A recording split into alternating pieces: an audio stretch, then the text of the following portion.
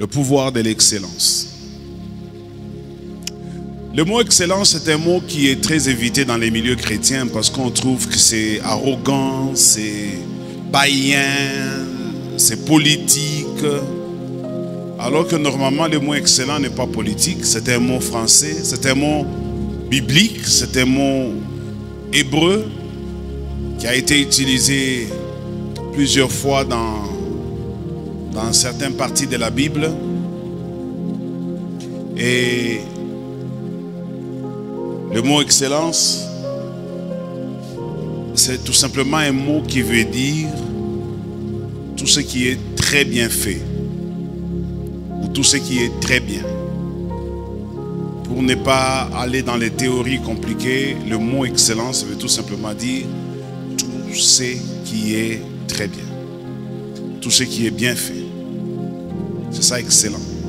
Même à l'école, vous vous souvenez, parmi les cotes que l'on recevait, il y avait aussi excellent pour ceux qui faisaient un très bon travail plus que les autres. Il y avait bien, assez bien, très bien et excellent. Et puis il y avait aussi mauvais, médiocre et consort. Alors le mot excellent donc veut dire tout simplement ce qui a atteint un sommet, la perfection, ce qui a été très bien fait. Alors ce mot-là nous donne la possibilité d'apprécier le travail de chacun d'entre nous. J'ai besoin de vous exhorter cet après-midi à comprendre que le travail est quelque chose qu'il faut prendre au sérieux. Le travail, Dieu l'a dit dans la Bible, c'est lui qui a donné le travail à l'homme. Et il a dit, c'est à la sueur de ton front que tu gagneras le pain. Moi, j'ai dit à quelqu'un, ces paroles-là, Dieu les a parlées et prononcées plutôt pendant qu'il était en train de maudire l'homme. Au commencement, il n'en était pas ainsi. C'est lorsque l'homme a péché que Dieu était obligé de maudire le sol, de maudire l'homme et de maudire la femme. Et la malédiction de la femme, c'est tu enfanteras avec douleur et tes désirs se porteront vers ton mari. Un jour, je vous ai parlé de ça, que quand j'analyse la bonté et l'amour de Dieu à l'égard de l'humanité, j'accepte difficilement que quelqu'un me dise que Dieu a vraiment maudit l'homme. Dieu aime tellement l'homme que même l'amour que Dieu a pour l'homme étonne Satan et tous les démons.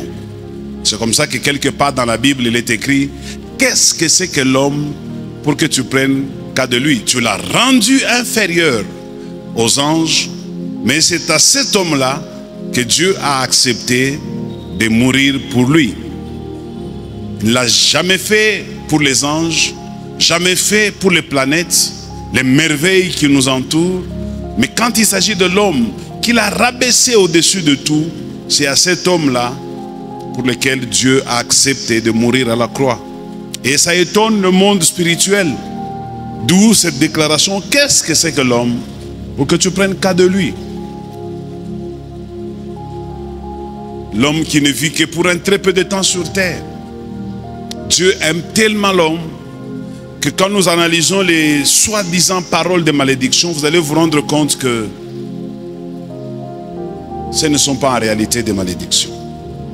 Alors Dieu veut que tout un chacun de nous ait un travail. Les hommes comme les femmes.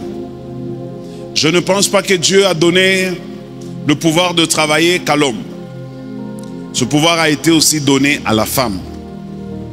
L'homme et la femme, tous les deux, peuvent travailler.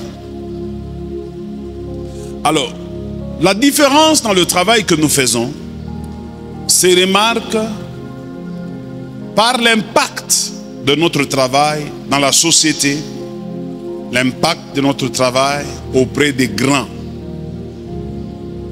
Dans la nature de l'homme, de tout homme tel que nous sommes réunis, il y a ce désir-là de devenir grand. Et je vous souhaite que la grâce de Dieu vous localise ce soir et fasse de vous grand dans votre domaine. Si tu me dis Amen, qu'il en soit ainsi.